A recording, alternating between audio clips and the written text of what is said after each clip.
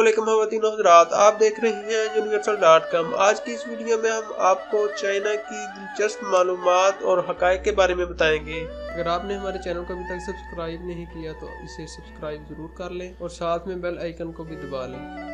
इस्लामी जमहूरियत पाकिस्तान के 2 साल बाद अवामी जमहूरियत चीन 1949 में आजाद हुआ। इस वक्त चीन आलमी मईशत पर तेजी से छाया हुआ है। आलमी कसादगुजारी में हर मुल्क बहरान का शिकार है, लेकिन चीन और ब्राजील वाहिद मुल्क हैं जिनकी तरक्की पर आलमी कसादगुजारी का फर्क नहीं पड़ा। शायद ही कोई घर ऐसा हो जिसमें चीन की मसनूआत इस्तेमाल न हो रही हो। चीन ने कैसे तरक्की की, इसके बारे में चंद हक़ाइक़ पेश हैं। माओ ज़ेडुंग जदीद चीन का बानी शुमार किया जाता है। चीन को तरक्की देने में उसका बड़ा हाथ है। चीन के लोग अफयून और हेरोइन के नशा की लत में मुब्तला थे, लेकिन माओ ज़ेडुंग ने अपनी कौम से ये लत छुड़ाकर इसे दुनिया की एक मेहनती कौम बना दिया। माओ ज़ेडुंग ने तारीख के सबसे बड़े लॉन्ग मार्च के दौरान अपनी कौम को हदायत की थी तो वह लॉन्ग मार्च के दौरान चने और गर्म पानी साथ रखें। चने थोड़े से खाने से आपकी भूख खत्म हो जाएगी और गर्म पानी आपको पेट की बीमारियों से बचाएगा। आज भी चीनी कौम गर्म पानी इस्तेमाल करती है, जिसकी वजह से ये कौम सेहतमंद और तवाना है। चीन की कम्युनिस्ट पार्टी ने बीजिंग में एक इंस्टीट्यूट कायम कर रखा है जहाँ पार्टी के अरकान को मुतल्लिका शोबों में वजीर मशीर बनाने और चीन के लिए नई क़यादत तैयार करने की तरबियत दी जाती है। तरबियत मुकम्मल होने के बाद उनको सर्टिफिकेट दिया जाता है। अगर किसी शख्स के पास इस इंस्टीट्यूट का सर्टिफिकेट ना हो तो उसे वजीर मशीर के काबिल नहीं समझा जाता। यहाँ तक कि चीन के आने वाले सदर को 5 साल पहले से ही सदर बनने की तरबियत दी जाती है। चीन के रहनुमा माओ ज़ेडुंग को ये एजाज़ हासिल है कि इंग्लिश जानने के बावजूद उन्होंने पूरी जिंदगी कभी अंग्रेजी नहीं बोली। यहाँ तक कि उन्हें अंग्रेजी में लतीफ़ा भी सुनाया जाता तो वो इस वक्त तक हंसते नहीं थे जब तक कि उसका तर्जुमा नहीं किया जाता। चीन के तमाम लोग बशमूल अफसरान मजदूर सब मिलकर एक ही जैसा खाना खाते हैं। इसके अलावा वो किसी भी मुल्क में जाते हैं तो अपने साथ चीनी मसनूआत भी ले आते हैं ताकि दुनिया को चीन की मसनूआत से मुतारफ कराया जा सके। चीन में चोरी की सजा मौत है। चोर को सर पर गोली मारी जाती है और गोली का मुआवजा उसके वर्षा से वसूल किया जाता है। जब तक वर्षा मुआवजा न दे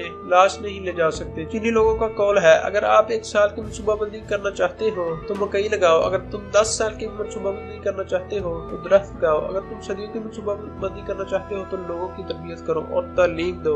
अयूब खां के दौर में वाक़ ऑर्डिनेंस कम्प्लेक्स की तमीर की गई तो चीन के एक वफद ने दौरा किया और उन्होंने दौरे के दौरान इमारत को टपकते हुए पाया। मेजबान ने माजरत ख्वाहाना रवैया अख्तियार करते हुए कहा कि इमारत अभी नई नहीं बनी है इसलिए टपक रही है। तो चीन के एक रुकन ने हंसते हुए कहा कि शुरू में हमारी यहाँ इमारतें भी टपकती थी, लेकिन हमने एक ठेकेदार को गोली मार दी, इसके बाद छत नई हो या पुरानी कभी नहीं टपकी। रिचर्ड निक्सन एक मरतबा चीनी सदर चू एन लाई से मिले और इन्हें एक तस्वीर दी जिसमें चू एन लाई अपने घर के लान में बैठकर अखबार पढ़ रहे थे और अखबार की सुर्खियां भी वाज़े नजर आ रही थी। चू एन लाई ने पूछा, आपने ये तस्वीर कैसे खींची? रिचर्ड निक्सन ने फखरी अंदाज में कहा कि हमारे पास $100 बिलियन की सैटेलाइट टेक्नोलॉजी है जो सिर्फ हमारे पास है। ये तस्वीर हमने उसी से खींची है। चू एन लाई मुस्कुराए, उठे, अपनी मेज पर गए और एक तस्वीर उठाई और सदर निक्सन को पेश कर दी। इस तस्वीर में सदर निक्सन व्हाइट हाउस में बैठकर CIA की कॉन्फिडेंशियल फाइल पढ़ रहे थे। ये तस्वीर देखकर निक्सन का रंग फक हो गया। इसने पूछा कि आपने ये तस्वीर कैसे खींची? चू एन लाई ने जवाब दिया कि आप जो काम $100 बिलियन की टेक्नोलॉजी से कर रहे हैं हमने $100 की टेक्नोलॉजी से कर दिया।